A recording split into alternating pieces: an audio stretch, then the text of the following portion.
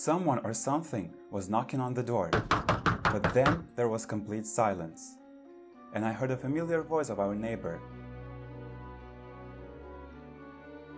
She asked me to open the door and said that she came to ask for some salt. I looked through the peephole. It really was Mrs. Baker standing there. I would recognize her kind look and constant smile from a mile away. I opened the door with my shaking hands, looked around, and asked her if she had seen a woman in a green dress in the stairwell. She laughed and said it was a little early to date at my age. I went to the kitchen for salt and asked Mrs. Baker to come inside.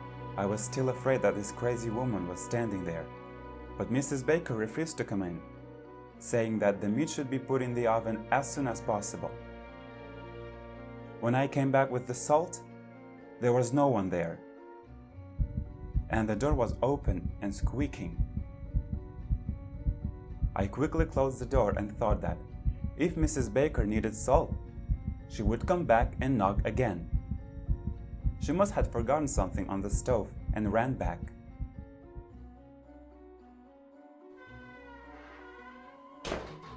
Fear began to retreat a little bit, and I went back to the kitchen to put the salt in place. As I approached the kitchen, I saw a black silhouette. At first, I thought my eyes were playing tricks on me, but no, there was someone standing by the window.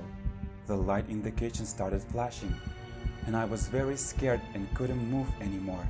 Based on the body shape and clothes, I realized it was Mrs. Baker, but she stood there saying nothing.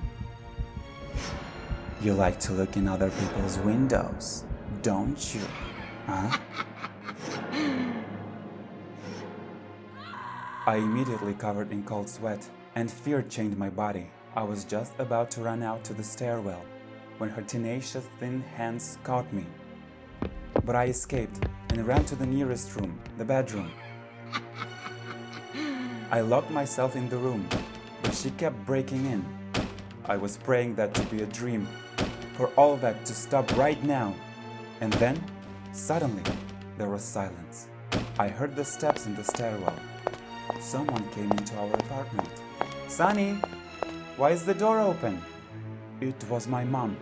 Mom came home from the shift. I was saved. I ran towards her in tears and couldn't say anything. She hugged me and asked me what had happened. Why was I crying and shaking? And I was just whimpering on her shoulder and couldn't say a word. That's how much I was scared.